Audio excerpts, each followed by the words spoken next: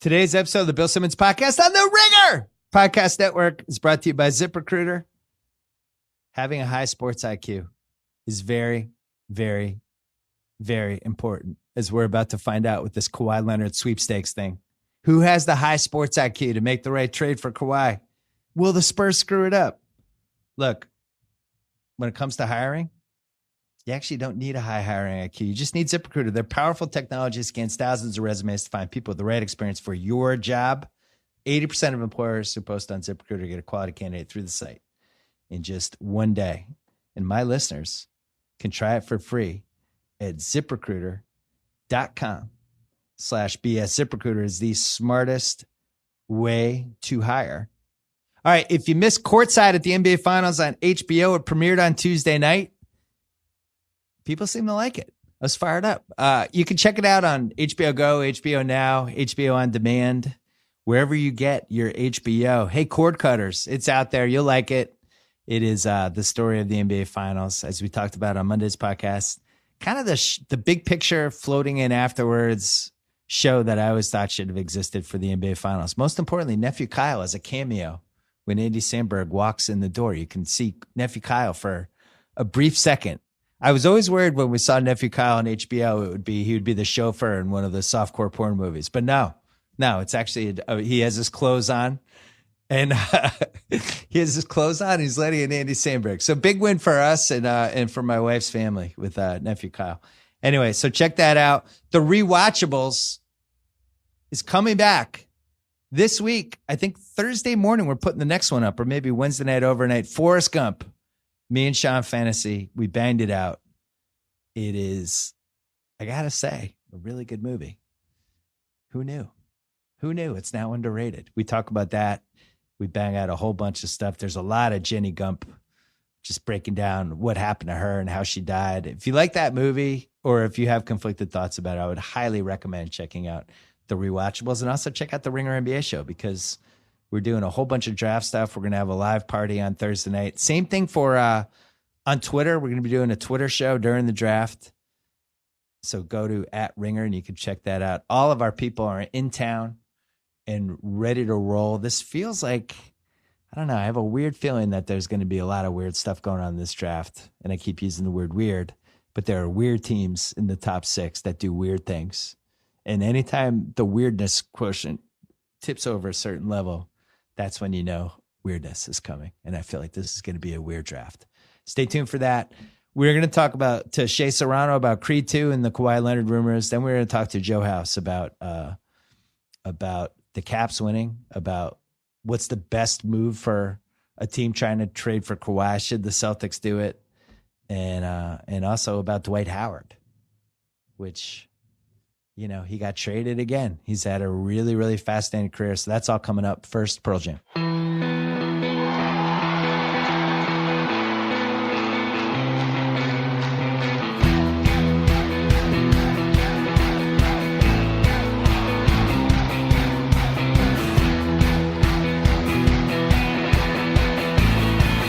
All right, it is Wednesday. It is afternoon East Coast time. Shea Serrano on the line. We had to call him as soon as we saw the Creed 2 trailer. This is the most important thing that's happened in 2018 and maybe in my life. Shea, your reaction after you watched it the first 25 times, your reaction to the Creed 2 trailer. Oh, my God, Bill. Bill, did you watch it? You watched it. We watched it. Of course. I felt like I was watching it with you when I watched it. It's incredible, Bill. I'm so excited. This is the loudest I've ever been in my life. So it starts out Creed's in a hospital bed, and it's unclear if he's in there because he lost a fight or he got beat up. They left that part ambiguous, right? Mm-hmm. That's correct. I know what happens, though. I already know how the movie starts. I figured it out. Let me tell you. All right, Bill, well, let's go through it. So then it goes through a lot of the same beats of Rocky 3 about Creed's got a baby now. Exactly. He's had real success now. Now he's got to dig deep. Now he's got to find that fire again. Rocky gives him the speech that basically Mickey gave Rocky in Rocky 3. So they're hitting a lot of the same beats. And then I'm watching. I'm like, I thought Drago was in this. Wait, was that urban legend? Drago's not in this. And then we get to the end and there's this big fight. and this white muscle guy turns around and there's Drago on the robe. And I lost control of my bowels, Shay. I did. I lost control of my bowels. I emptied my bowels on my shorts. A big, evil, muscle white guy. Just drop him in there and let's fucking go. So I love it. No, let me tell you, this is what happens in the movie, because I feel like I've seen it already. As you mentioned, they do like Hat Tip, Rocky 3 a lot. But yeah, definitely the movie starts. The first Creed ended with Adonis having like pushed Pretty Ricky up to near defeat, so everybody sort of loves him. We understand how beautiful he is, how great of a fighter he is. So this Creed 2 is going to start with like a flash forward scene where we get to see him real quick win a bunch of fights, win the championship, and get to the point where he's like sort of super doesn't care about fighting as much as he did. And then so you're saying the Rocky 3 opening with the Eye of the Tiger and the pinball machine, and he beats a bunch of dudes. You're predicting the montage to start Creed 2. Yes, for sure. We get the montage, and then the movie drops in with him in that championship fight that he has to lose against whoever it is he's fighting. That's what we see. Like, the first thing we see is him on the canvas, and you hear the bell ring in the background, and then they cut to the hospital. I think he just got the brake speed off of him there. He had to go to the hospital. You've got Bianca leaning over him, telling him that we're going to get through this, and he's sort of ignoring her because he's so hurt. Yeah. And then, there we go. And boom, it shoots forward. So the question is Drago the guy that put him in the hospital? No chance. I think he loses that. That's just a different fight where he got beat up real bad. He wasn't prepared for it as he needed to be. He loses the championship. They're trying to figure out like what's the next move for Donnie, and then we find out, here, Ivan Drago's son is alive, and he's also a fighter. And Donnie decides, this is what I need more than championship. I want a championship. I don't need that anymore. Because he's the whole like way that Donnie is built. He's just sort of searching for purpose. He wants to prove that he's worthy or worthwhile. That's the whole character arc for Donnie. It was through the first one. It's going to be through the second one. Like he experienced all the successes. He thought that was going to sort of suture that wound for him, and it didn't. And so he's just going to go, I need to beat this guy. That's how I do it. That's how I prove to Apollo that I'm not a mistake. We're going to get that same thing.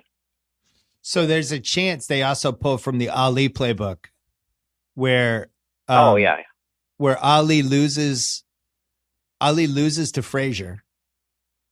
Then Frazier loses the title to Foreman, and then Ali has to beat Foreman. So maybe in this scenario, so Ali beats Foreman to win the title.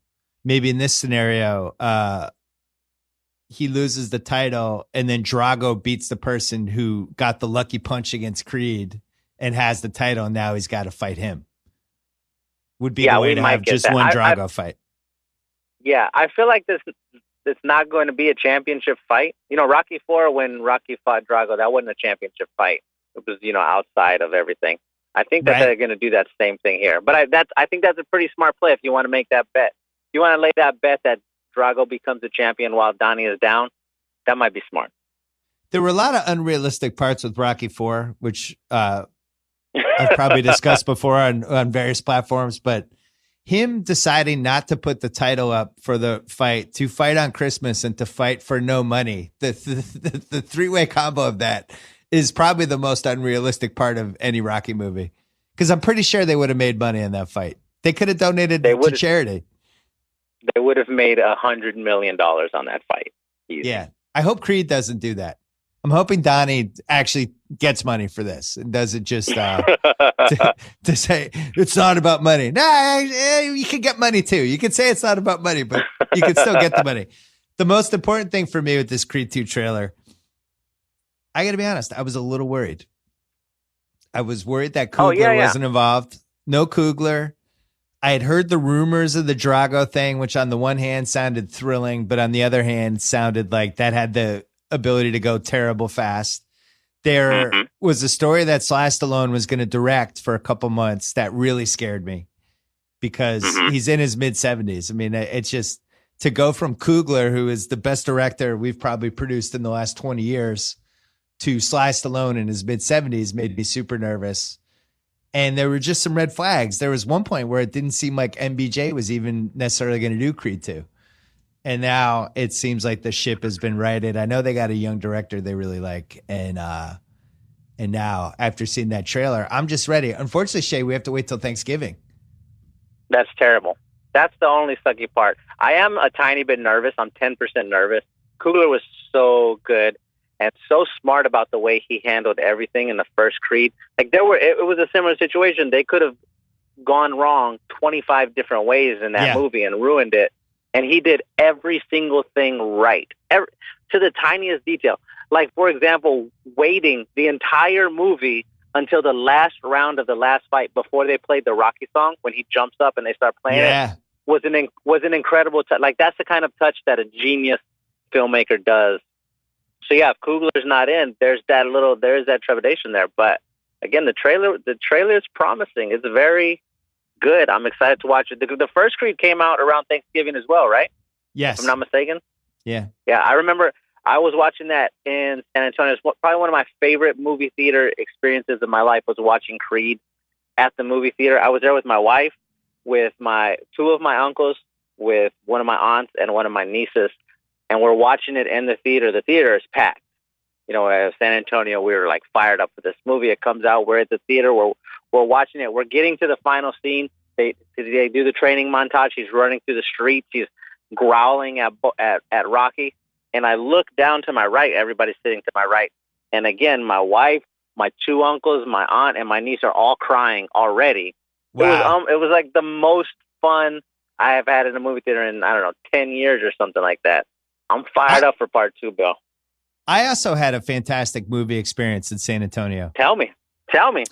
2013 finals. Oh, never mind. I don't want to hear it. No, I'm sorry to bring that part up, but it was 2-3-2 format, and found myself in San Antonio for, I think, 8 days. And unfortunately didn't know Shea Serrano yet. I think you were freelancing for Grantland at that point. I don't even know if you were freelancing for us yet. It was right around, when did you show up at Grantland? I showed up, a little bit after that. I was freelancing a little bit after that. That's when I started. Yeah. Didn't really know a lot of people in San Antonio other than Jalen, who I had 30 meals with. Didn't know that we had the option to go to Austin yet.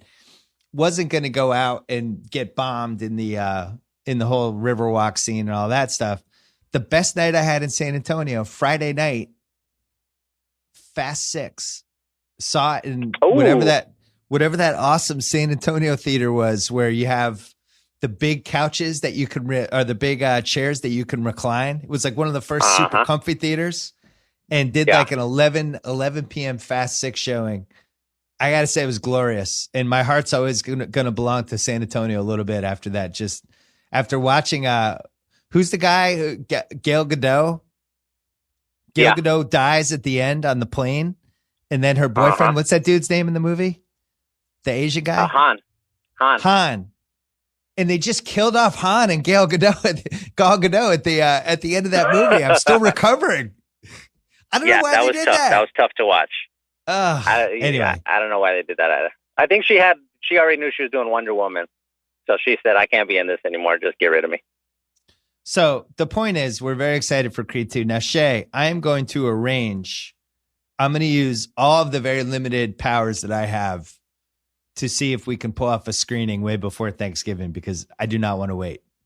If I ever have any multimedia pull at all in my life, this is going to be it, to get the Ringer crew in some sort of theater in September, October. I do not want to wait until November. I just can't. No, I can't do it. That's tough. When Drago turned around, I saw the Drago robe. I didn't know what to do with myself.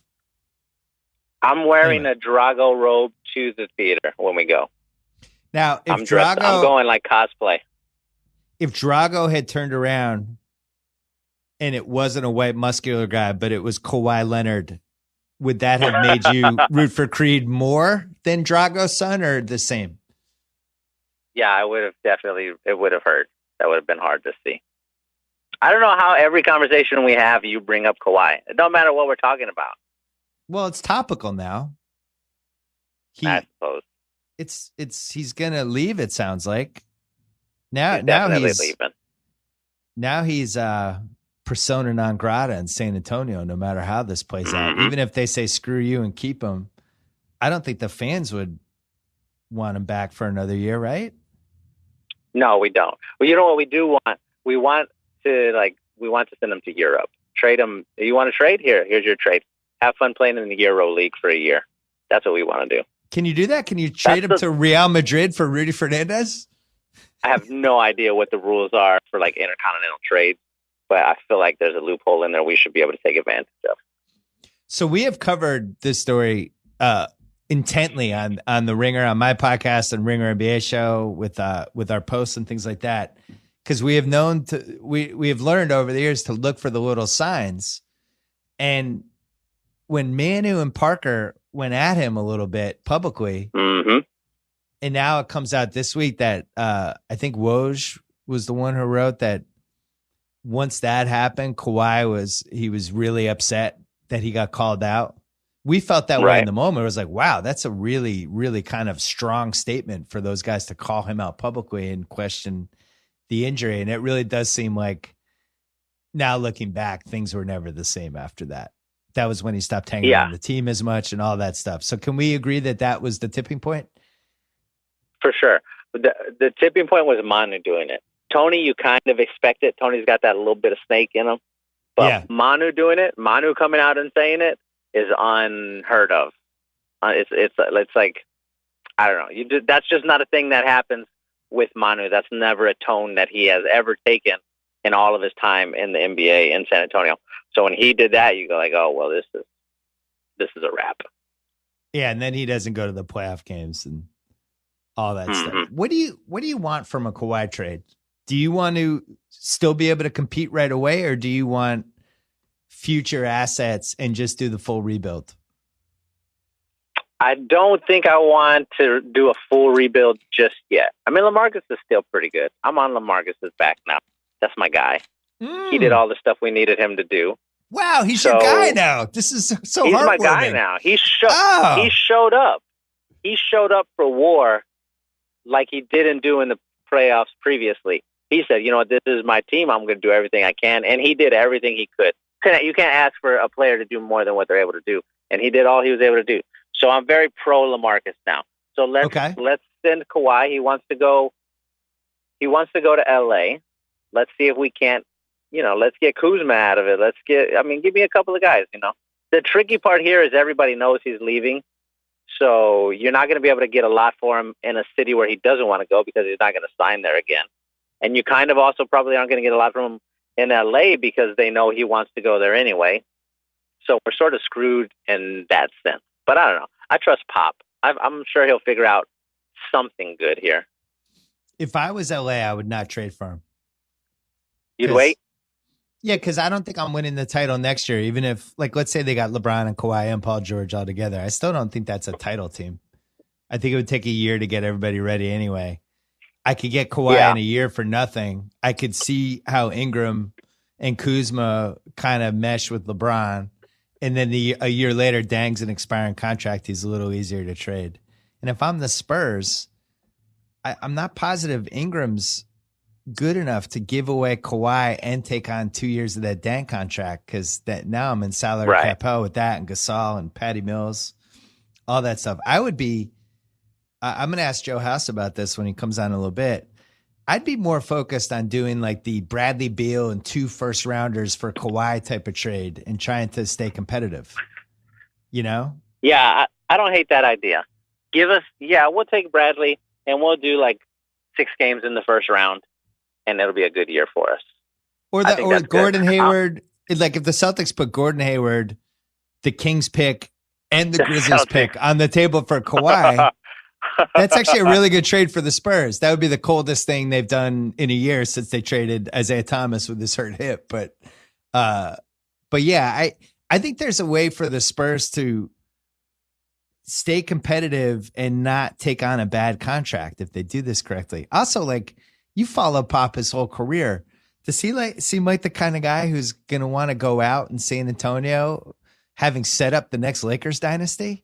I don't see it. It seems weird. Yeah, that part for sure. He hates the Lakers. He's been openly dismissive or hateful toward them since the Pau Gasol trade. He just is always talking about how bad it was. So Yeah, I think that would be the one main thing that sort of pushes back against sending Kawhi to the Lakers. He just wouldn't want to have a hand in that. Who knows? I don't know. I like Brandon Ingram. I can't get over, like, he looks like he should be really, really good. For some reason, he's not really, really good yet, but he always looks like he should be, and I can't get past that. So fingers crossed there. My favorite Spurs Kawhi trade, just because I could see this working out for them in a bunch of different ways, is Tobias Harris, the 12, the 13, and a 2020 unprotected number 1 from the Clippers. And the way that would work for the Spurs is Tobias replaces 72% of Kawhi's offense and none of the defense, obviously. You have these 12 and 13 picks that you're able, like Trae Young falls to number 12 somehow. Some guy magically falls to 12 that becomes this year's Donovan Mitchell.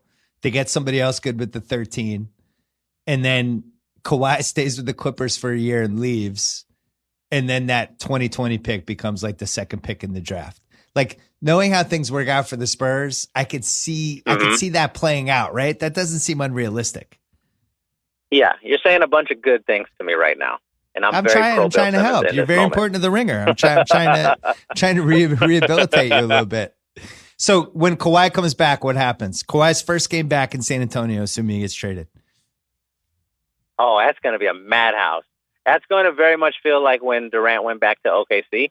At this point, that's the sort of vibe you're getting, and I'm sure that whoever he goes to, they're going to be automatically good because of how good he is. But I don't know. I feel like nothing else. He's going to get booed every time he touches the ball, which it'll be the first time in his career that's happened. So maybe he falls apart. That's sort of what we're rooting for now, is an emotional breakdown. That's where we are now. That's as far as we can go. OKC, like, Durant comes back and they were super mean. Listen, I've been to games in both places. The San Antonio fans, let's just say they have a little extra edge. I think. Oh yeah. I think that would be like that OKC crowd after like 5 drinks. You know, yeah. There would just be an extra fuck you in that crowd. That I've seen a bunch of angry Mexicans just shouting at him for 3.5 hours. The greatest San Antonio crowd / game, and one of the more underrated games, was the game when the AC shut off. That was like the perfect San Antonio game. I was at that game. I must sweated 10 pounds off, but it was just perfect. The crowd loved it. It was super hot in there. It was like super hot and crazy and emotional and passionate. LeBron got cramps. He was all on the sidelines rolling around, and the crowd was just so into it. They were like, yes, now the elements are in our favor. It was really great. It was a really great game to watch. One of the great Spurs games in my lifetime, for sure. Yeah. The no AC game. The no AC game. That's how it goes. 30 years from now, it's the no AC game. Before we go, I want to talk about Death Wish, which is available on demand. You and I do a gimmick where we talk about how much we would have paid for a movie, what it's worth. What's the real value? We feel like this is like a better version of Rotten Tomatoes. So Death Wish was available. I was in Cleveland. I'm staying at the Hilton. It's 1 a.m. My body's on West Coast time. It's probably 12:30 at night. I needed a movie. I wasn't going to fall asleep till 3 anyway. Death Wish is on. It's $19.99 hotel pay-per-view. I think if it was 2 cents more, I probably would have declined. But $19.99 was like the max I was going to go, so I got it, and it's pretty solid. I'm glad I got it. I also feel pretty strongly that $19.99 was the tipping point price for that movie. Do you agree or disagree? I would agree with you there. I would pay the $19.99 just for the final shootout. When the guy falls down the stairs over the like you don't see that part coming. So I would pay just to see that part. Yeah, $19.99 feels right. I think so I had some issues. You put a 2 in front of that number, it's too far. Okay, what are the issues? Not sure about Bruce Willis anymore as a leading man. Really? I'm going to start there. Yeah, it hurts to say. Yeah. I think I disagree with you there. Okay, that's fine. I'm happy to have the talk. I'm happy to have the argument. He just felt old to me, and not like, I love the original Death Wish. I mean, it's certainly the the opening assault scene on the wife and sister has not aged well and is a tough watch, but just in general, it seemed realistic to me that this Charles Bronson having trouble, this architect having trouble dealing with what happened, is just starting to go out there to go shoot people basically as a vigilante. Bruce Willis, I was buying it a little bit less. But I also don't really know who I would have cast instead of him. And yeah, I'm going to throw this at you. Okay. Was the move to go younger? I don't. You know what? I was going to say no, but I think maybe yes, only because we've gotten 9 of this exact movie in the last 7 or 8 years. I have to get revenge on these people who did a thing to my family. We've gotten that a bunch. And we saw a similar version of it with Upgrade with a younger guy.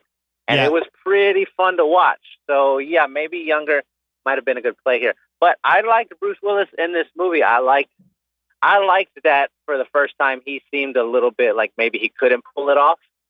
You watch the old Die Hards and you're like, he's capable of doing this. But in this one, you go like, I don't know. There's a chance he might not be able to do it. That's kind of fun for me to watch. I also liked how all of the sort of one-liners at this point, they feel very like dad-like. So to watch him do them, it made sense when he's like the ice cream man. Like, oh, who are you? I'm your last customer. Bop, bop, bop. Like that's a thing a dad would say for sure. You can't do that with a young guy because it's not cool like it was for Arnold to do it in the 80s. You know what I'm saying? I see what you mean. If I was going older, let me just throw 2 names at you that I think would have worked better. First of all, Denzel. Denzel is the answer to every question with this. I think, you got it veers a little close to the Equalizer. Whatever, I'm fine with it. I think Denzel as a doctor hitting some breaking point and going out there and tapping into some dark side. I just think it's just such a massive upgrade for Bruce Willis. And if you're going for kind of the unexpected older guy, what about Tom Hanks? How about that? Tom Hanks, Great Life. He just breaks. It's like, whoa, Tom Hanks is shooting people. I think my problem with the Bruce Willis thing was it seemed too easy.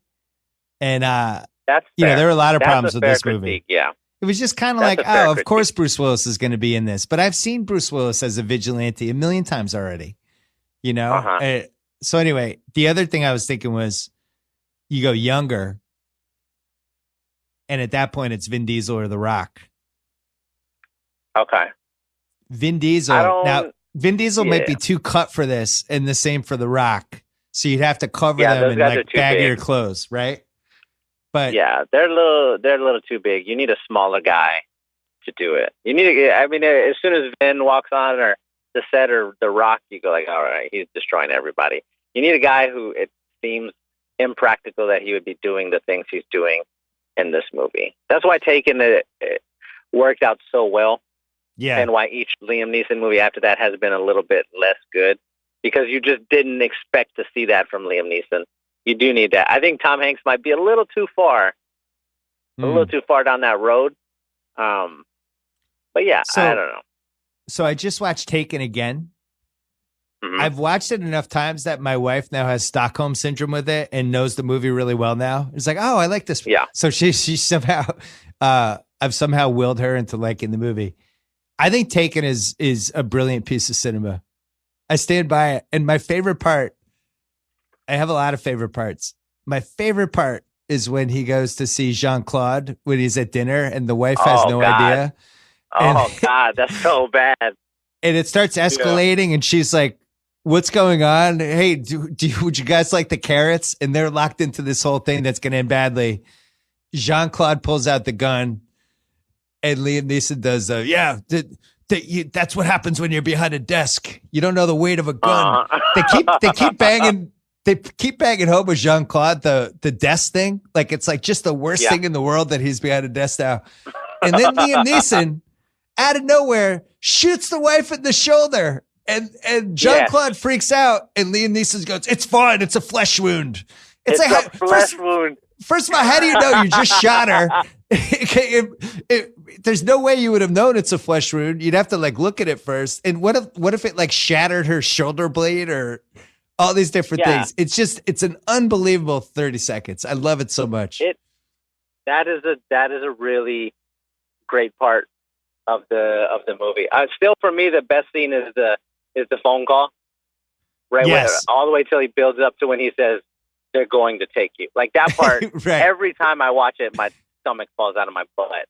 But him shooting Jean-Claude's wife in the shoulder and the arm, wherever he decided to shoot her, is just, you don't see that coming. It hurts so much to watch it happen. That's one of the ones where you literally grab your face, you cover your mouth. I mentioned Upgrade. The same thing happened to me. Have you seen Upgrade yet? No, I have not seen it yet. It's on my list. Oh, okay. Never mind. I'm not going to tell you that. I'm not going to tell you the part where there's a part when you watch Upgrade where you will cover your mouth. Everybody in the theater just goes, oh my God. Like that part happens there. That's what that scene was in Taken. It's so good. Taken is no doubt a first-class Hall of Fame movie. Well, we're going to be doing it as a rewatchables this summer, so I don't want to spoil it too much. By the way, Forrest Gump rewatchables coming this week. Me, Sean Fantasy. Uh-oh.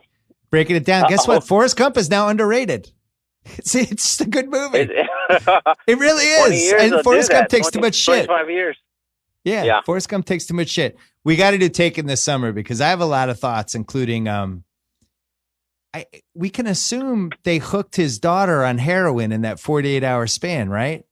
Because they hooked up all the other girls. All the other girls immediately had these drug problems, and then she's dancing in the little cage with all the in the auction, in the hooker auction, and she seems like she's drugged up on that. And then he saves her on the yacht, and then 2 weeks later, fine, no drug rehab for her. She's ready to roll. The Neeson family, they're resilient. They're a resilient bunch. Yeah. I'd like to live my life that Taken 3 never happened. I would encourage you to do the same. Play. Yeah, Rocky 5, Taken 3. There's some movies Taken 3, the wife gets killed early. Liam Neeson gets framed for it. I'm just not happy with it. But Taken 1 is a masterpiece. It's really great. Shea Serrano, what are you writing about this week for The Ringer? I'm writing about Creed and Jurassic World, my two favorite things. Great. Look forward to it. All right. Good luck with the Kawhi trade. Thank you. Hey, before we get to house, wherever or however you're listening to this podcast right now, take a moment, check out Stitcher. Those of you listening on Stitcher already get why. Stitcher's amazing. For those of you who don't know, it's a free podcast app for phone and Android. It's got 150,000 great podcasts like this one, Larry Wilmore's podcast, JJ Redick, the Rewatchables, the Recapables, Micah Peters' On Shuffle music podcast, which was really good this week, by the way. Whatever you want, whatever you love listening to, it's got all of them. Whether you've got a GM or a BMW or any of the 50 plus other models Stitcher is integrated with, you can listen in your car and then pick right back up where you were at home, work, whatever else you can listen to. It even works on smart speakers. It's got smart recommendations and playlists. You can queue up all your favorites. And plus, it's got a premium service with more than 21,000 hours of original shows, bonus episodes, ad-free archives you can only hear in Stitcher Premium. If you're on your phone, download it free right now in the App Store or visit getstitcher.com to learn more. That is getstitcher.com. It's really good. Podcast apps just in general are just getting better. And this has been, I think, the best one for a while. So there you go. Let's call Joe House. All right, on the line right now, the people have been demanding him. They wondered, the people from the Washington, D.C. area have wondered why we have ducked Joe House ever since the Capitals have ended the D.C. sports curse of 1992, 26 years. People want to know why House wasn't allowed to celebrate on this podcast. He does have two other podcasts. He has the Shack House podcast. He has House of Carbs. Now he gets to take his victory lap. Joe House, congratulations. Wow. Thank you, Bill Simmons. I have to confess, I have my own role to play in being unavailable for this podcast. I planned a schedule around attending this year's U.S. Open up at Shinnecock Hills that really had the effect of, making me, I was gone. I was on the road because there was no scenario under which I imagined my beloved Washington Capitals playing, not let alone winning the Stanley Cup, but playing in it. So I was like, this is a safe enough gamble for me to go ahead and plan this trip and get the hell out of town? So since you won, the coach resigned, and Alex Ovechkin now has severe liver disease from all the drinking he's done over the last 2 weeks. He'll never play hockey again. That's fine, though. He brought you a cup. That's right. I have 2 words for you. Who cares? I could care less. Best of luck to Coach Trotz. I want nothing but great things for him. He was an incredible steward of the franchise for the years he was here. His ability to bring out the very best from Backstrom and Ovechkin. And I think in many respects, a lot of why this season, this Stanley Cup run came together is because this was finally a season where there were such low expectations. Yeah. This was supposed to be a transition season for the Caps. And lo and behold, that felt good to Ovi and Backstrom and my boy John Carlson and some of the older heads that have been around for a long time for whatever reason. You know what I mean? How did it affect the psyche of the DC sports fans? Do you think anything's different? Oh, is it incredible. Optimism now? Are people optimistic about the Nats and the Redskins and Bryce Harper staying? Is it like been a cloud lifted? Well, wait a minute. The Deadskins is a whole nother thing. Let's not spoil this conversation with any reference of that fetid franchise. I mean, let's let that wait until the fall, and we can pump up the poop meter and get ready for that, in due course. But sure, the baseball team is good. There's no reason they can't win the NL East. They're gonna win the NL East. We're back in the playoffs. We'll see what happens with Bryce Harper. I didn't love him showing up physically at the Capital One Arena in a game and going into a box wearing the Knights jersey. Like, I get that he's from Vegas, that was terrible. And that's all Come fine. on, Bryce Harper. He can root for his team. Don't post in the jersey and then go off into a box, my homie. Well, and he had somebody in his ear. He had a little act of contrition afterwards and wanted to celebrate with all the Caps. The Caps all went to a Nats game the day after they all got back, and Bryce was on point. That was bullshit. First of all, it's acceptable if he grew up in Vegas watching the Golden Knights for his entire life. I get it. They just added the team 8 months ago. Get the fuck out of here, Bryce Harper. Also, he shaved his beard, and it's just a lot of neck right now. You can kind of understand why he had the beard. The dude's got a massive neck and kind of a small head. I would grow the beard back, Bryce. Maybe. I don't care. We're finally in a mode where anything to get him hitting 250. I'll take anything. Shave his whole body, donate the hair to science. I don't care what. I just would like him to get on base a little bit more. All right. Well, congratulations. I would talk more hockey, but nobody really cares. Cats.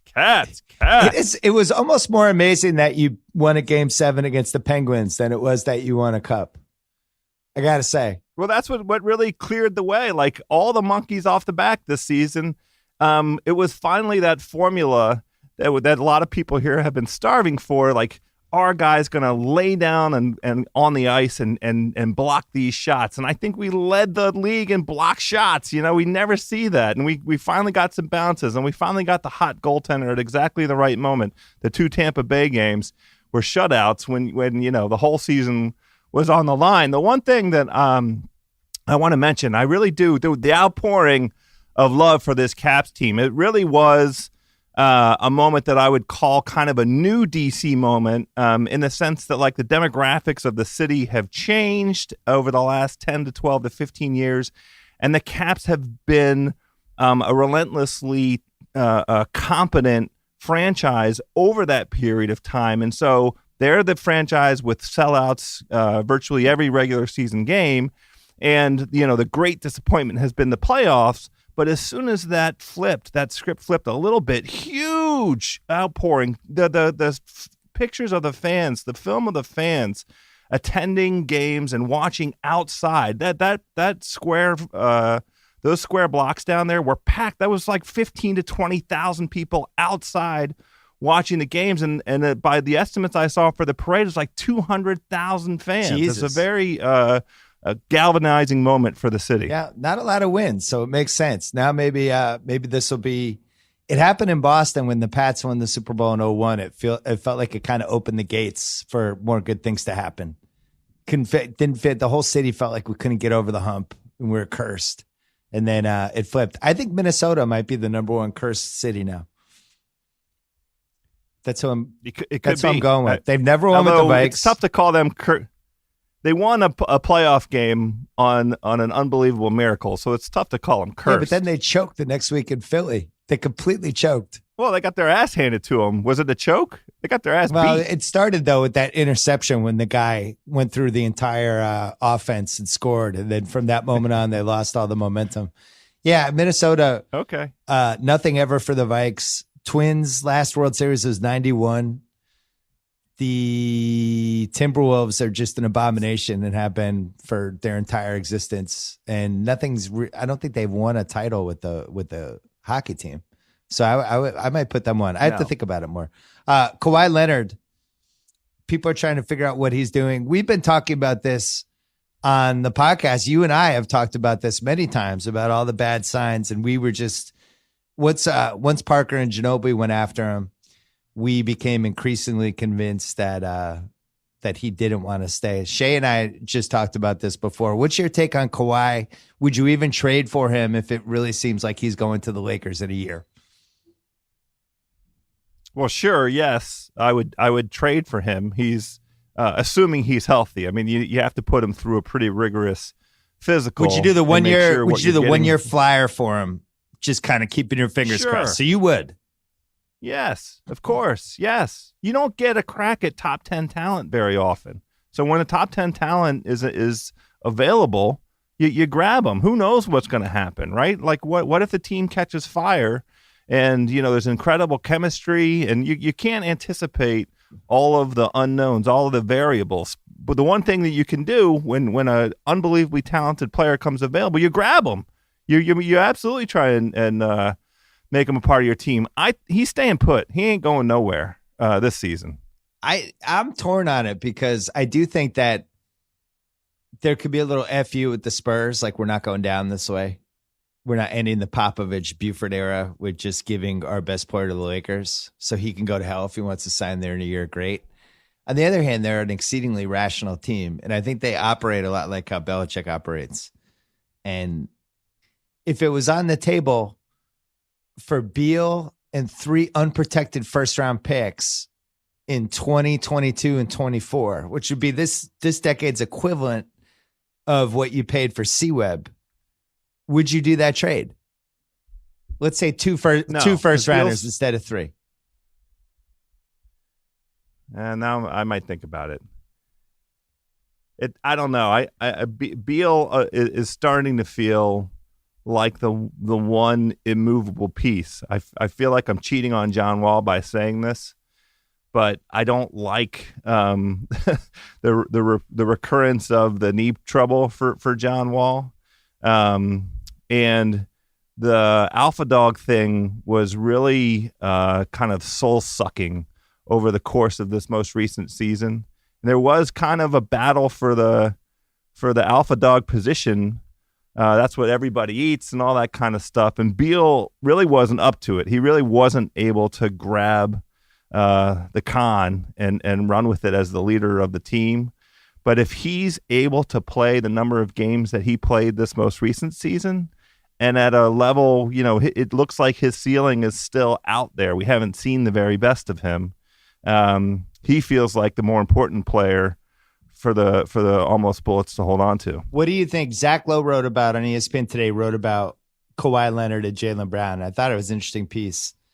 Echoed some of the things that we've been talking about in this podcast for a while, namely, what is the ceiling of Jaylen Brown? And I was saying this during the playoffs. If you look at his first 2 years versus Paul George and Kawhi Leonard, he's actually ahead of them from a checkpoint standpoint, from the kind of offensive load he had, the minutes he had, the production he had, the jump he made from season 1 to season 2.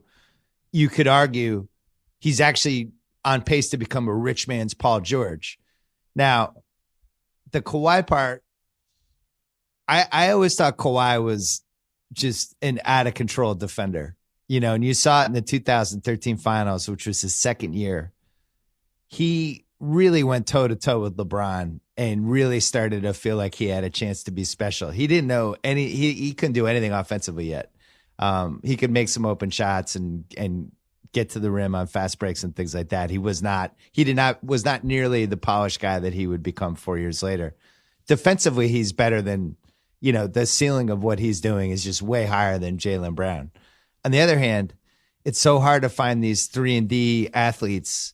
And I think Jaylen's one of the top 20 trade assets right now. And he's making like $6-7 million a year. And for what the Celtics are, where you have Brown has 3 years left on his rookie contract. Tatum has 4 years left on his rookie contract.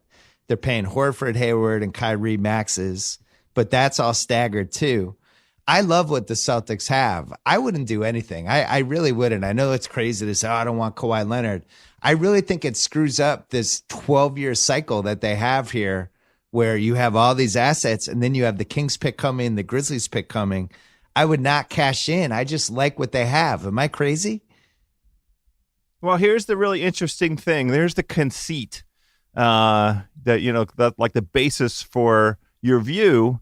That means that you believe in the ability of the franchise to successfully navigate the slightly murky water of reintegrating Kyrie and reintegrating Hayward into a team on a chemistry basis where these rookies got crazy max minutes and crazy responsibility, and they're going to be asked as next season arrives to play less minutes and to be as effective as they were this most recent season, but with a reduced role, a different role.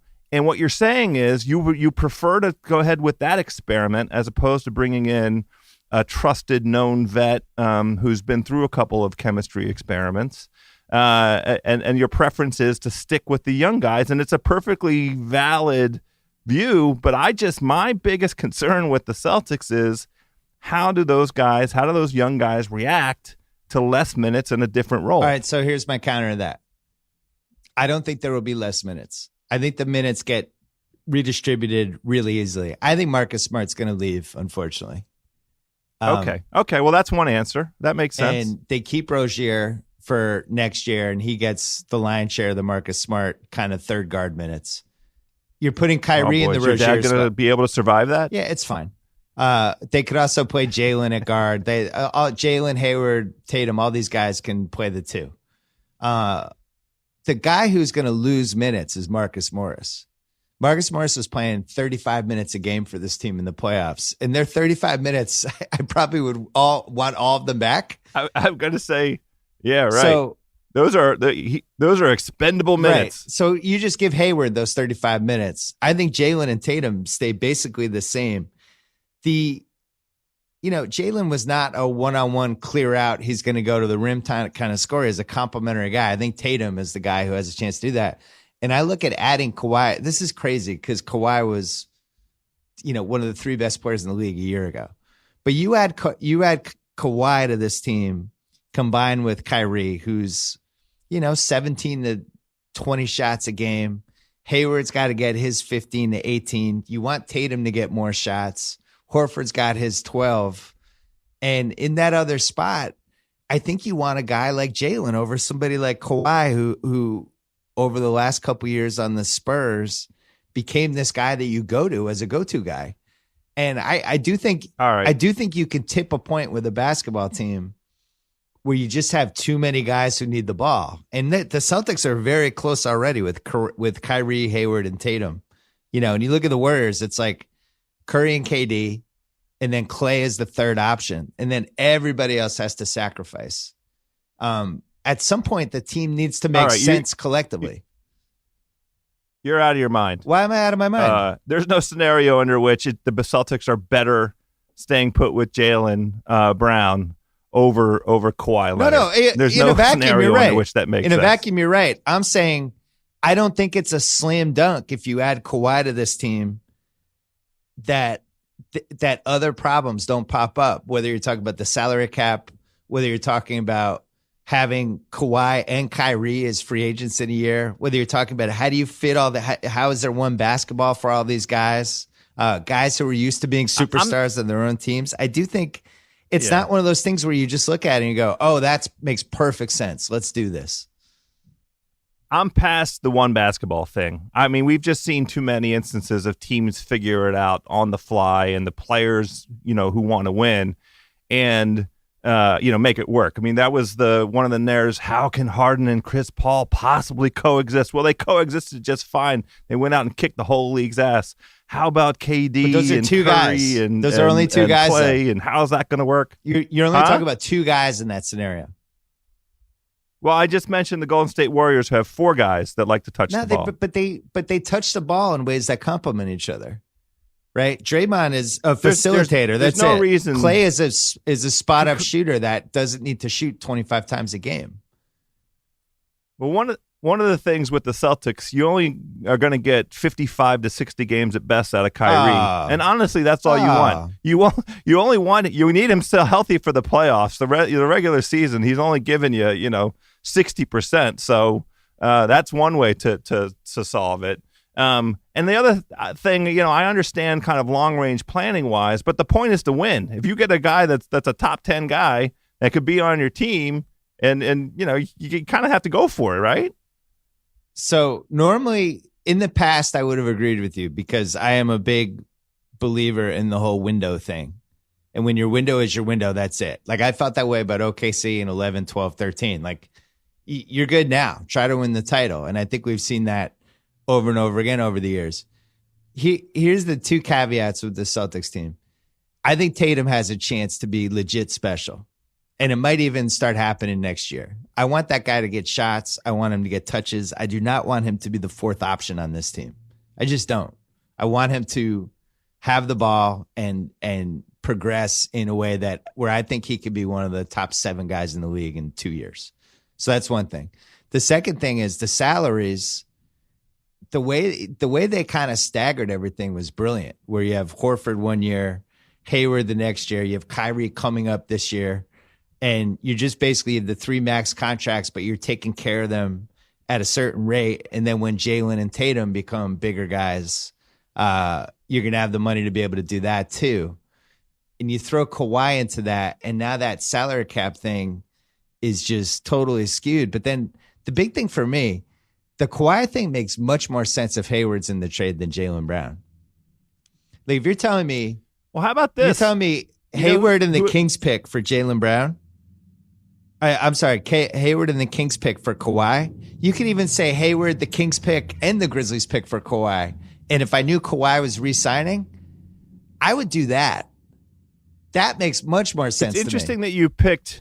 It's interesting to me that you picked Hayward over Kyrie, the player that I think is most expendable. I just think they need Kyrie. I think Kyrie. People forget how unbelievable he was the first 4 months, and I also think his knee injury was a fluke. Because he doesn't play. On my podcast Friday. He needs to play a whole season. And he said. He needs to play. I know, but he was on my podcast Friday, and he said he would have been back for the Eastern Finals with that surgery he had, or he would have even been back for round 2. The problem was there was this weird infection, and I actually thought it was going to be a bigger deal when we talked about it on the podcast. He basically said on the pod that he was taking this crazy antibiotic thing, every 8 hours. He had to take all these things because the infection was so bad in his leg. That has nothing to do with a torn ACL or a torn, like a herniated disc or stuff that could really compromise a guy long term. That just sounds like bad luck to me. So I think he's going to be, I just think people forget how good he is. And if you put him, so if my team was Kyrie, Tatum, Kawhi, Horford, Jaylen Brown, that team's that's the favorite to win the East at least. And I think they could go toe to toe with the Warriors. But exchanging Kawhi for Jaylen, absolutely true. It just seems kind of like a strange move to me when you don't know where you're getting from Kawhi and you don't know if he's going to be here in a year and you don't know what the deal with his leg is. And some of his behavior has been strange. Does not seem like a sure thing to me. Am I crazy? All fair. No argument. But you personally, those are the concerns with him. You personally would trade. You would do a Jalen, Marcus Smart sign and trade with the Kings pick. You would go all in on Kawhi if you were running the Celtics. Absolutely, positively, without hesitation or reservation. Again, assuming that he passes the rigorous physical. Because I think the mental part, here's the advantage Boston has, and it guts me to confess it. I'm not worried about Kyrie's sort of mental status, his attitude, his chemistry fit. That's what Brad Stevens is for. And Brad Stevens has made a lot of bums look like heroes. I mean, if nothing else, the Brad Stevens era has taken guys like Jordan Crawford and made them. I mean, Jordan, which Jordan am Crawford? I thinking about? Yeah, no, you're right. I did, I mean, there's a litany of guys, substandard guys, that as soon as they left Boston, reverted to form and turned back into the guys that they were. So I'm not worried about a super duper talent like Kyrie. I will say though, fitting in chemistry wise. If I'm the Spurs, the Lakers thing.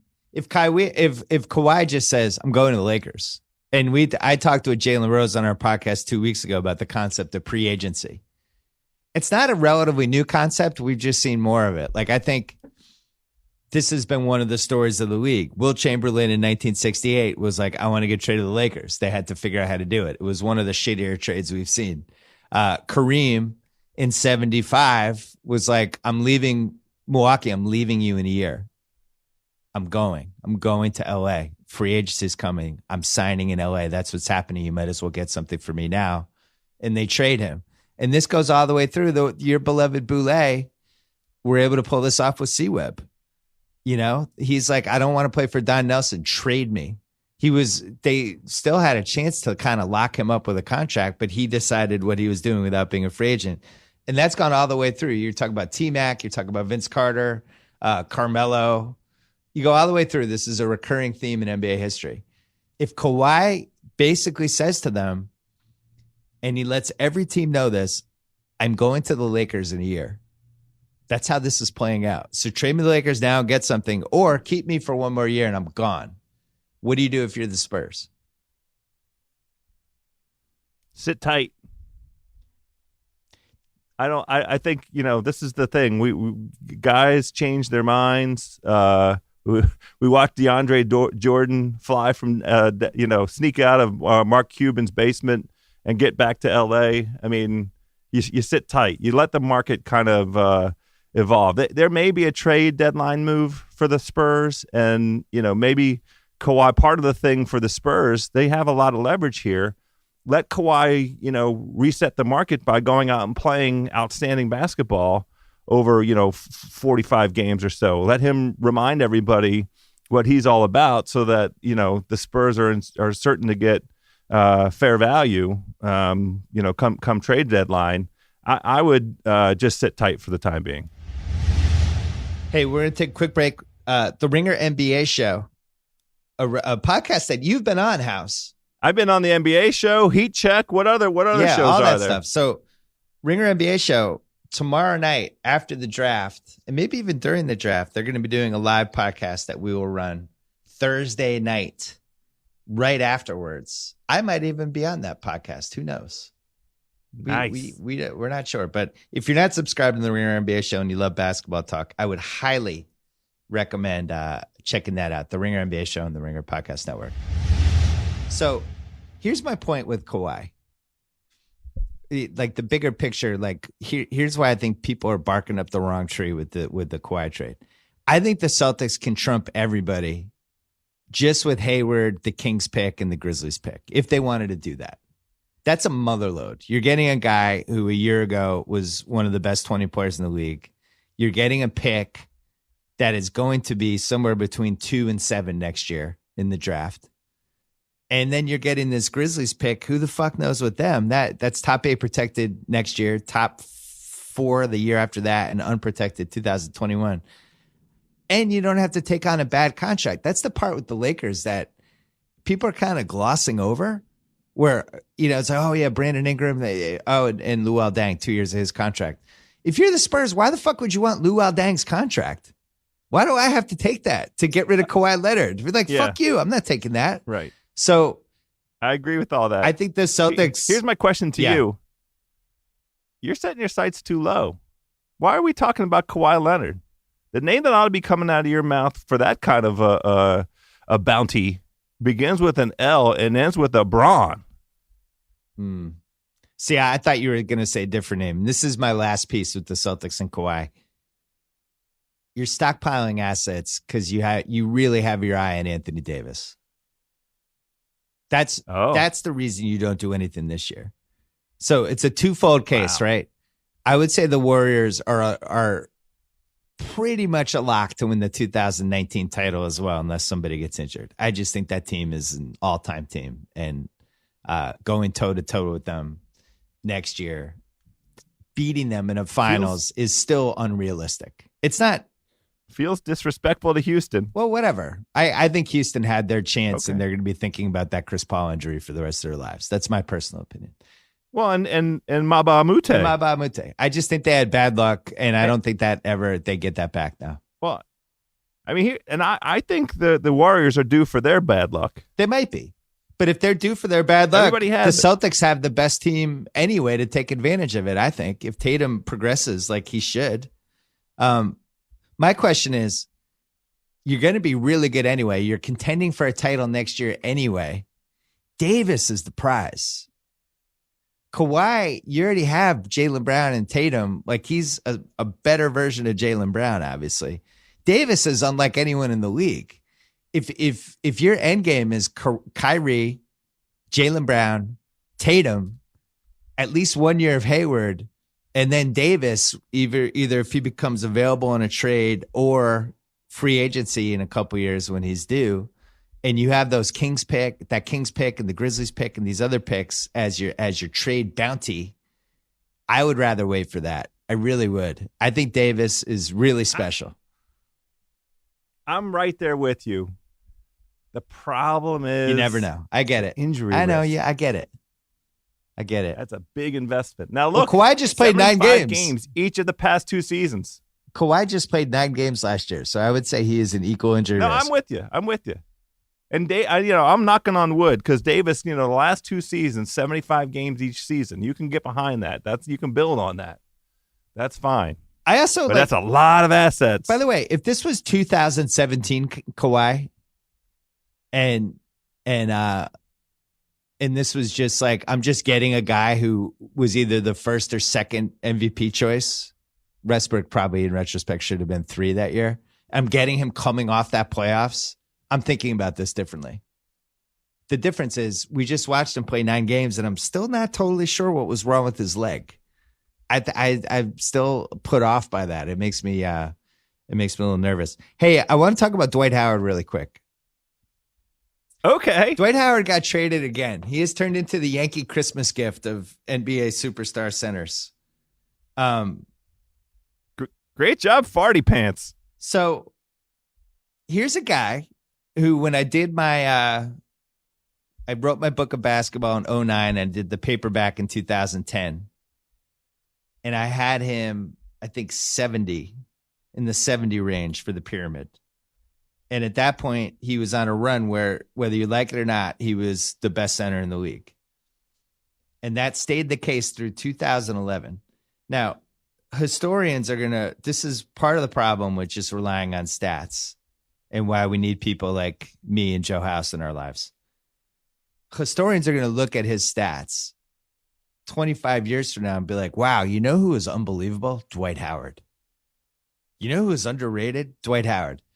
Fortunately, we were there. We were there for the entire Dwight Howard experience. With that said, go ahead. Were you gonna chime in on one thing? No, I was gonna say, God willing, we're alive 25 years from now, and we're able to have that dialogue with these young statisticians, these young analytics cohorts, and we're gonna be able to point them right. So Dwight Howard, from 2008 to 2012, was first team All-NBA every year. 5 straight years, first team All-NBA. He made the All-Stars game 8 straight years. He made third team All-NBA in 07 and 13 and second team All-NBA in the Rockets in 2014. So he had 8 straight years of being in the All-NBA. In 2014, beats the Clippers. Him and Harden take the Rockets to the conference finals. Or maybe that was 2015. Oh, it was 2015. It was the year the Clippers choked. So he didn't make the All-NBA that year. He led a team in 2009 that beat the Cavaliers, that beat LeBron during one of the great runs he ever had in his life. And the Cavs were huge favorites in the Eastern Finals. And the Magic just haymakered them. Nobody saw it coming, beat them in 6, end up going to the finals. And they lost in the Lakers to 5 in a series that was a lot closer than I think people realize. Yeah, a Courtney Alexander layup, Courtney Lee layup. Yeah, and then in Game 4, they left. Remember, they were down. They were up 3, and they left Fisher wide open for some reason. Yep. Yes. All right. So from 07, from the 07-08 season through 2014, Dwight was 20 a game, 13.5 rebounds a game, 2.5 blocks a game, 59% from the field, just night after night. That's what he gave you. The problem was always when they tried to feed him. He was a really good center. And I think now he has become this self-parody punchline thing. In the last 5 years, I think he's switched teams. He was on the Lakers. He was on Orlando in 2012, Lakers 13, Houston 14, 15, 16, Atlanta 17, Charlotte 18, and now Brooklyn 19. So that is 6 teams in 7 years. How will you remember Dwight Howard House? As a farty pants. Okay. I respect his signature achievement is that 2009 Orlando team taking them to the finals. That to me was like his last serious basketball moment. I can never forgive him for having, being at what should have been the height of his basketball powers and not figuring out a way to play alongside Kobe Bryant.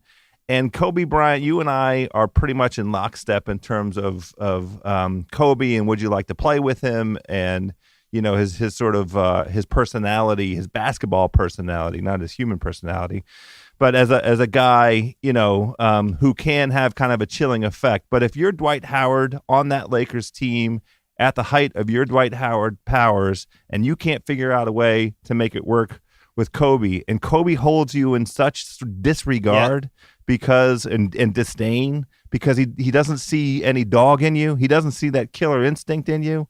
That to me is the thing that I'll remember the most about Dwight. Well, and also a recurring theme for him because in Orlando he wore his welcome out, and they couldn't wait to get rid of him.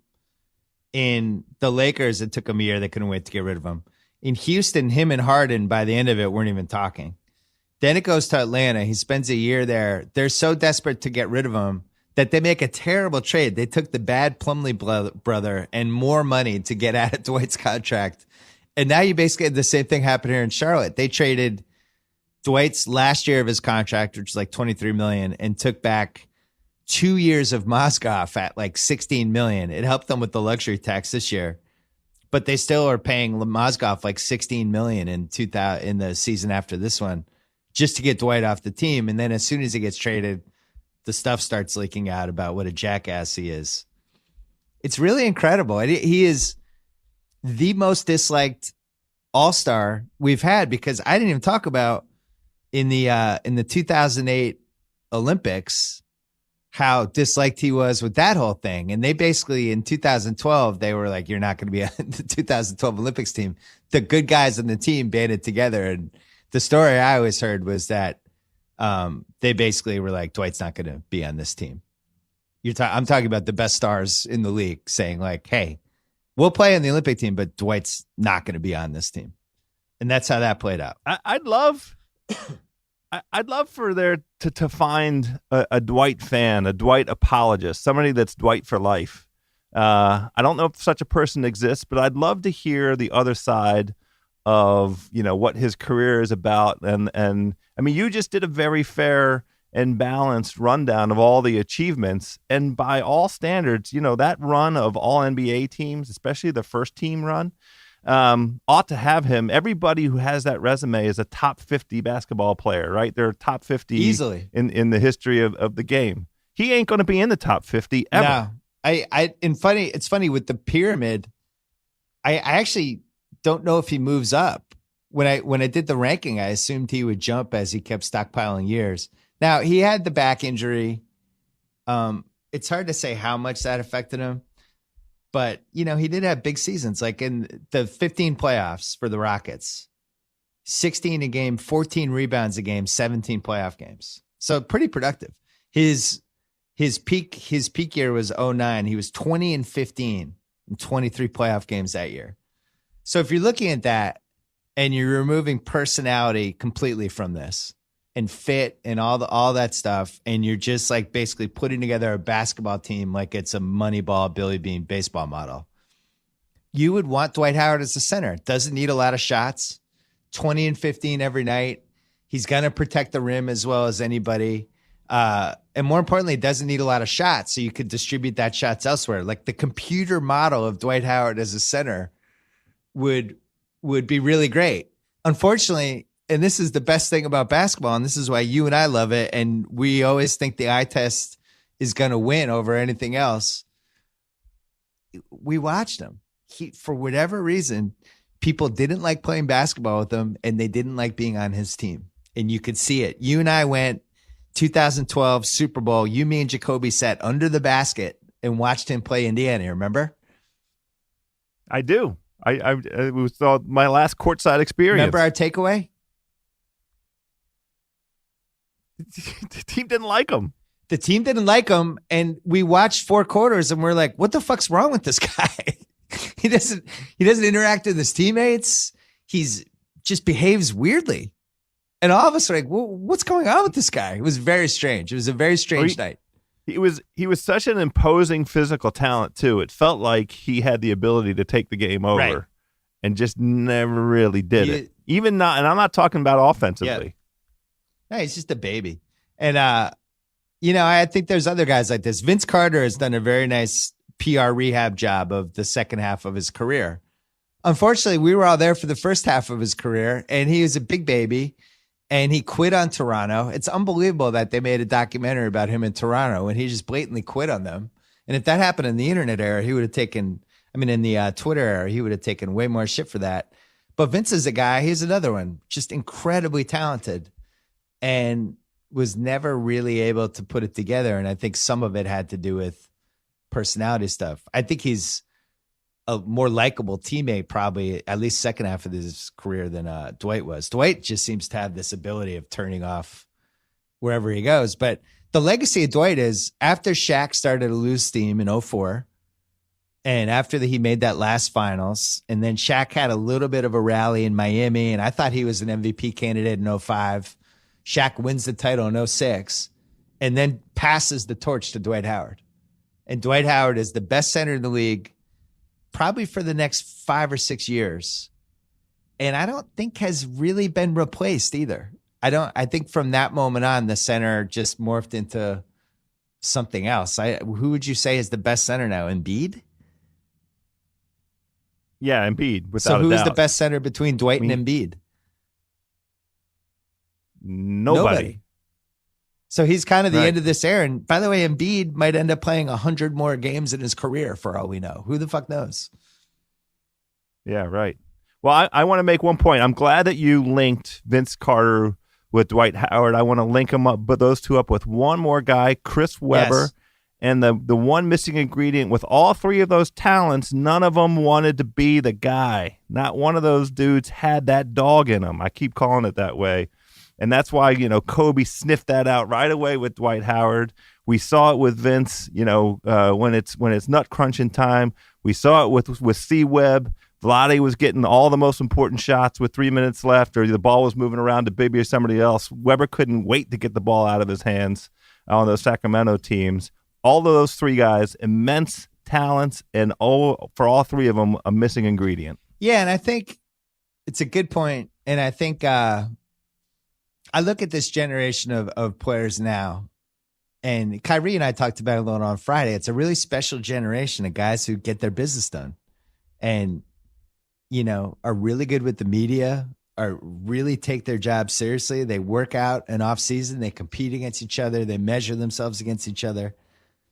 The generation before that and the generation before that generation. So you were talking about the Kenny Anderson, C-Webb generation, and then even the Dwight generation to some degree, really had a lot more misses in the hit or miss department for people that you just looked at him and, man, why weren't you better?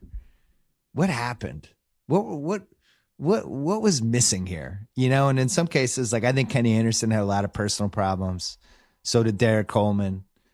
C-Webb just, if he comes along 10 years later, I think his career is totally different. Penny Hardaway got hurt. Dwight just was a jackass, I think is the legacy of him. But now we're in this generation where all these dudes, I think, are pretty good bets. You look around, like even Simmons and Embiid, who I think maybe 15, 20 years ago could have gone a little differently. These guys, I think, are just going to keep getting better. I don't really have a lot of red flags with them other than injury stuff. Jason Tatum, Brandon Ingram, Oladipo, all these dudes. Karl Towns, we pick apart. That guy at least seems like he wants to get better. He has deficiencies, but I just think he's going to keep improving would be my guess. But my point is, it's a good time to be a basketball fan. I think Dwight to me represents this era that it was disappointing a lot of the times where we looked at Stephon Marbury and Steve Francis and Dwight and Vince and T-Mac to some degree and just were like, what the hell, man? Why aren't these guys consistently better? You agree with this? I do. And I want to use that as a segue to pat you on the back a little bit. I love Courtside. I watched it last night, of course. Did I watch it twice? Yes, of course I did. And I want to hear from your perspective, kind of living through that was it 10 days or was it just a week? I mean, I don't know how. It's like 11 days. Was 11 days. There we go. What was like the feeling on the ground? Because a couple things immediately rushed back, watching the documentary, watching the narrative. But I'm just curious, like, and mainly I'm interested in game one. Because that set the entire trajectory for how the whole thing went down, including LeBron's broken hand, which was a direct result of how that game ended. What was the sentiment like, when you're talking to folks, you're doing your podcast? How was that? I mean, we could have gone further with some of the stuff we had. It was definitely. It was a show that we were trying to figure out, like how we kind of knew what the show was. The show that we ended up with was the show we wanted to do, but it was also a really complicated show to do because, the NBA has never really outsourced that kind of access and for lack of a better word, journalism or commentary like that. So we didn't want to go too far with some of the stuff. We could have gone further with the JR thing. I mean, we're talking about the legacy of that finals, and it's going to be the JR game, right? It's going to be. Yes, of course. I think of the 95 finals. I think of Nick Anderson, right? I think of the 93 title game between Carolina and Michigan. You think of C-Webb. I just think that's how people are going to remember it. So the question was, how do you hit that? How do you make it clear that LeBron was never the same after that game, but not beat the shit out of it to the point that JR is a punching bag? Does that make sense? Well, I do want to hit pause because one of the things that jumped out at me that I got furious all over again was the charging call. I mean, that really set the course for the outcome of that game. And I find everything about that transaction to be just so distasteful, nearly abhorrent. I mean, it outraged me all over again. I didn't know that I was going to get so mad again, and I did. Yeah. Because the NBA really did an enormous disservice to itself by whatever change of rule they introduced that gave the refs the ability to go look at a video screen and change the call. Well, they had on the most difficult call in basketball. It's the hardest call. The only reason it makes sense to go look at the videotape is the foot in the circle or not. And that's it. You can't go second guessing that judgment call. Well, they had two refs disagree in the call. And the cop out was to go review it. So that's a jump ball. The cop out was to go review it. But ultimately they fucked up. And by the way, also fucked up in the Rockets-Warriors series in Game 5, which was the most pivotal play of that series, the inadvertent whistle on the Harden travel that led to the Rockets got the ball back and then CP got hurt. But we saw it a couple times. To me, it's a big picture problem of just the referees, that you have 12 referees for the finals and the NBA didn't have 12 good ones. And two of the guys that ref game one shouldn't have been in game one, Ed Malloy and Tony Brothers. And once I saw them before game one, I was concerned. It's like, oh no, oh, those guys. But it definitely swung it. And, LeBron we tried to capture a little in the show. LeBron was so angry that watching live and just seeing him pace around, almost like he was in a cage. He was so mad. I was not surprised at all to hear that he punched something after the game, because I thought he was going to punch someone during the game. But I mean, that all by itself was a perfectly justifiable grievance, and a grievance that he could harbor. The sequence of events that took place afterwards. I mean, I don't know how he could possibly stay in Cleveland, even though I think there's a decent chance that he stays in Cleveland. Yeah. I mean, the thing that was the other part that jumped out. Him on the sideline saying to Lou, "Did we have a timeout? Did you have a timeout?" And Lou answering in the affirmative. Ty Lue answers, and the expression on LeBron's face. Yeah. When Lou acknowledged that there was a timeout that could have been called. The dream for this show is how can we get more and more access with the mic guys on the court? We found out some things and this makes sense because this is how the playoffs works too. They only mic guys in the second and third games. They mic one guy in each team for those games. The coaches are mic'd the whole time. Other than that, it's really hard to get audio on the court. Now, could we try to change that over the next couple of years? I hope so, but it's really hard. Why is that? What's the basis for that policy? I think it's just a collective bargaining thing. But the dream is this show 5 years from now. If we could get a little more of the on-court access, you end up with those moments like Nick Foles and Doug Peterson in the Philly special. It's if there's a way to get a little more access that helps you understand things about these games that you couldn't get from the broadcast, that would be the next level of this. I thought we paved the way for the first year. The big thing for us was how do we create a show like that show that you and I used to watch in the 80s, that end of the year show every year? And then also, how do we create a show that captures the narratives and how they swing game to game? So that was really fun to figure out. And I think that's why we had to cheat and do stuff with the podcast and things like that. But the cool thing for the finals for me is when you're there, the narratives change every day. And it's always about, you're on the court beforehand. What are you hearing? I think before game 3, it's what do you think? Are these LeBron's last 2 games? Capturing that stuff was the most important part for year one. The finals are great. I mean, they really are it's just if you love basketball and you're just there and you're in it, it's really cool. And unfortunately, yeah, it's own living, breathing organism. It's different than the Super Bowl. Trying to let people in. The Super Bowl is you're there for the game. Yeah, it's a prize fight. Yeah. It's who do you think's going to win? You go and then you leave. And the finals ebbs and flows in a totally different way, which is what we wanted. So organic. I know. I loved it. I enjoyed it, obviously. Well, thank you.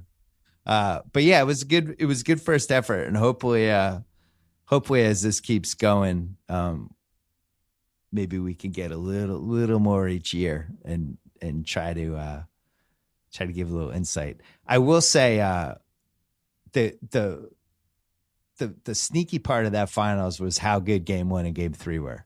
Just as a pure basketball fan, I think people think of it now as a sweep. Oh yeah, Golden State. They're not going to think about the finals, but game 1 was a magical game. I mean, that was really one of the most memorable NBA finals games we've had. LeBron had 51. The call goes down forever. George Hill's missed free throw, JR's brain fart. That game was fucking amazing. One of the things I loved about rewatching the George Hill free throws was staring at his eyes, because I didn't know to do it in the moment, because I was tense, I was hyped, I was excited for the outcome. Staring at his eyes, because knowing that he missed. I mean, here's the thing, and this is what I'm interested in. Your takeaway. You were physically there. How can LeBron go back to Cleveland? How can he ride with those guys? Who does he trust? It's hard to imagine. I don't. It really depends on what he wants in life. There's a scenario. From what I've heard, his family is going to LA anyway. And I think the part that hasn't really been covered, and I think is a legitimate number one, or at least top 3 reason why they're going to LA, is I think his son's a really good basketball player. And it makes more sense for his son to be in LA and playing on the West Coast and doing stuff on that end than it would be for him to be like in Ohio. So I think that's part of it. And I think there's a chance the family, I could see the family going and LeBron not going to the Lakers right away. And maybe he stays one more year. The problem is you can't ride with that team. And he sees the Celtics coming. No. He knows the Celtics got really, really close last year anyway, missing 2 guys. And I think next year would run them over. And they really almost lost the Indiana series too. So, the problem is, and this is what we've talked about since February, there's no great move for him. There's no slam dunk. If he goes to Philly, I don't think that's a slam dunk. I love Houston. Why don't you love Houston? I don't think it's a slam dunk. I really don't. Why? Because I don't know what I'm getting from Chris Paul at this point in his life. I don't think. Well, I would say less.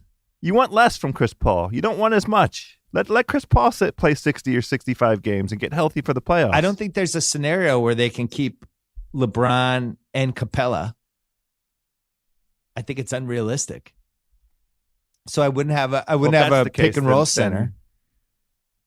That makes Houston not as enticing if they can't figure out how to keep Capella. It would make sense to me if Ryan Anderson was a free agent after this year, and if they had some sort of pick or asset to give the Cavs to make it worth it, but they just don't. So they don't have the opt-in sign and trade move with LeBron sitting there. There's really no way to pull it off. So I think they're out. And I think his best chance to win a title is if he can pull off a Kawhi thing for next year. Because if they... Meaning he lures Kawhi to... you act like these guys haven't been texting since like February. I mean, there are no tampering rules anymore. I think these guys... Kyrie said it in the podcast Friday. He said this shit starts in All-Star Weekend. That's what everybody says. Well, it starts during the season. The players are allowed to talk. Yeah, they talk all the time. There's no rule against the players talking. I know for a fact that LeBron has reached out to certain players. And yeah, I do. I don't want to. Is Kawhi one? I don't want to betray sources, but this shit goes on. This is, you can name the players. You don't have to betray the source. Who did he talk to? Naming. Come on, don't dangle maybe that. Later in the summer, but send me a text. But yeah, like I can't imagine Lonzo stays on that team if this all plays out, and I can't imagine the Spurs would want Lonzo. Lonzo Ball? Yeah, but I'm saying, if they can somehow get Kawhi for Ingram, Dang, and Kuzma and like a future number one, if the Spurs are just like, fuck it, this is the best we can do. Now they have Kawhi. Then they're able to bring in LeBron, sign Paul George, and still have the Lonzo card to trade him somewhere. Then they might have enough to compete with the Warriors, right? Then you get a couple buyout guys and you kind of figure it out. The cast matters. I mean, I think that's that's one crucial takeaway that we just learned from that finals. The cast, you can't just have 3. This is we watched. Well, I'm saying that you're gonna have 4. The other thing that's changed, I haven't heard people mention this. There seems to be more buyout guys than ever in February, and I think part of the reason is contracts are shorter now. You think about last decade, guys had these 7, 6, 5-year contracts. Now the contracts are shorter. And every year there's Bellinelli and Ilyasova and, Gerald Green and all these dudes seem to be available. So that's a good point. You could get like 5 or 6 and then try to figure out who those other 2 are as it gets closer. But I'm excited to see how it plays out. And the Cavs tried it. They just got a poo-poo platter. If you were LeBron, what would you do? Go to Houston. Really? So you would just go? I said stay put, but I can't figure out who's going to stay put. Say again. So what if he did this? What if his family moves to LA and he just signs with Houston for 1 year for like the mid-level exception. Sure. Takes a pay cut for one year and just goes there and just be like, I'm a mercenary. I'm doing this for 1 year and then I'm moving to LA. And the Lakers just kind of wait for him. I could see him doing it. I just think it's a mistake. I think it's a mistake for him to chase a title when he doesn't know he has the best team. Yeah, I'm with you. I honestly, I don't know what the right answer is for him because in my gut, what I want for him is whatever the next step is to be a legacy move, like something that enhances his legacy. It's LA. And going to Houston doesn't really do that. I don't like the LA thing because it's just too far removed. It's too tenuous. The problem, the real challenge is I think Boston makes the most sense because, him going to Boston and, bringing back another title to that franchise, that storied franchise. And, him remaining in the East means that he has another year of guaranteed in the finals with Boston. Boston obviously has the assets to entice Cleveland into a deal. I mean, Cleveland hopefully will do a little bit better job on the deal this year than last year for Kyrie. But, the three franchises are the Knicks, the Celtics, and the Lakers in terms of, real legacy kind of moves. I think the Lakers is the best move for him from a legacy move because he goes there. He does the move we talked about. I want to be the first $1 billion businessman. I wanted to play for the biggest NBA franchise in the world. You can sell that so easily. And he would know if he went there, it's a 2-year plan, not a 1-year plan. You're basically throwing away the 19th season. You compete, you contend, but you're not a favorite. But with the aim of the 1920 season, we're winning the title. And it's a 2-year plan. Well, that's interesting. So that's a different take on it. That means that he'd have to have a patience. He'd be playing a Longview thing, and he'd be willing to sacrifice the consecutive appearances in the finals. But that's my point. I don't think he should. But I think he's screwed either way, unless he goes to the Celtics. Yeah. I'm going to leave you on this note, House. I don't want him to come to the Celtics. Okay. Fair enough. You know what? You've been at war with them for a decade. Yeah, that's the thing. I understand. If we were like, I don't know, if we were the Knicks, you'd be like, yeah, LeBron, we need to make the finals. Yeah, I'll do anything. I'll sell the blood of my kids to make this happen. He can have a half an ownership stake in MSG. Yeah, the Celtics won 10 years ago. Boston's won a bunch of titles. And I want to beat LeBron. Right. LeBron has beaten us in 2012, I think 2015, 17, and 18. He's beaten us the last 4 times we've gone against him. I want to beat the guy. We've built a team now that is in the driver's seat in the next LeBron playoff series. I want to beat him. I don't want it. I almost feel like it's like a fuck you to us. Like he's like, you know what? You can't beat me, but now I'll make it easier. I'll join you. It's like, fuck you. I like that. I want him on the Knicks. I know it's just probably not possible, but I really, really am dying to have him on the Knicks. You're getting KD. How about KD in 3 years?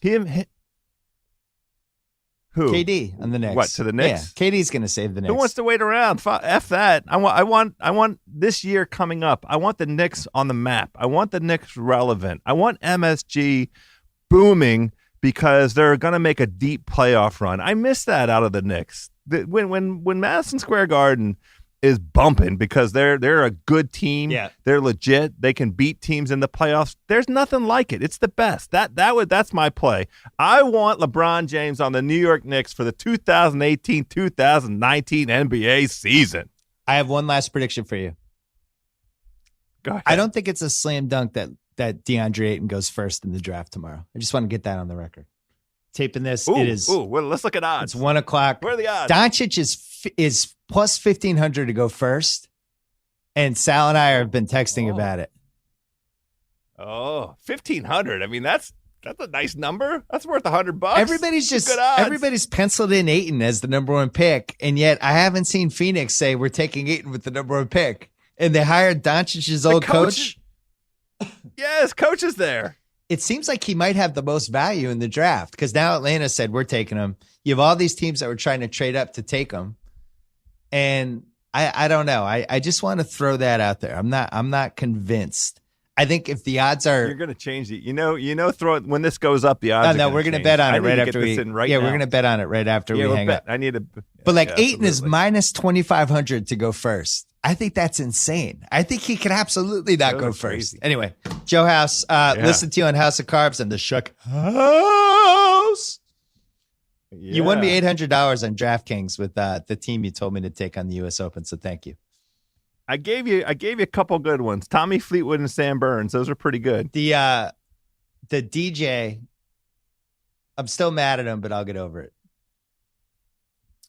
Yeah, he this is his one vulnerability. He loses confidence sometimes on greens, and if he loses confidence putting wise, he's cooked. He can't get it back. He just doesn't have a mechanism to restore that faith. He still hit the ball beautiful, and it felt like a failure. He shot even par on Sunday, and he only lost by 2 strokes. But that's what was the difference between you winning a lot more money in the DraftKings. Yeah, Brooks Koepka is really good and is just one of those dudes, man.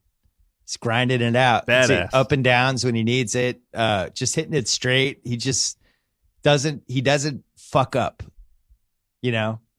Something to be said also, for that. Breaking news, Phil Mickelson gave the apology almost word for word, almost verbatim, the apology that I said he ought to give on the show Sunday night when Shaq and I recorded. I could do the apology off the top of my head. It came out today. Congrats, Phil, for getting it right after 4 days. I think my dude Tommy Fleetwood wins PGA.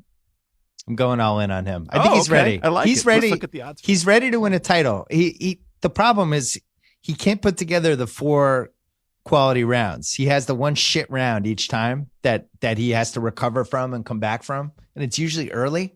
I think he's ready. All he needs to do is shoot like a 70 in the first day, and I think he could win. Joe House, pleasures. 25-1. 25-1 right now. Ooh, I'm jumping on that. Joe House, pleasure as always. Always a good time. Thank you, Billy Simmons.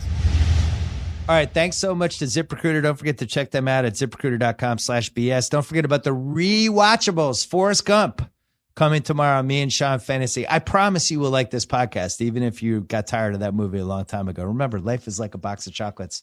Don't forget about Ringer NBA show.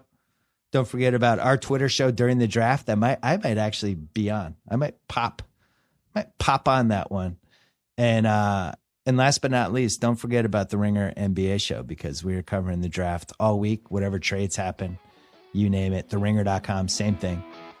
And that's it. I will be back either late Thursday night or Friday with a post-draft podcast and some other stuff as well. Until then,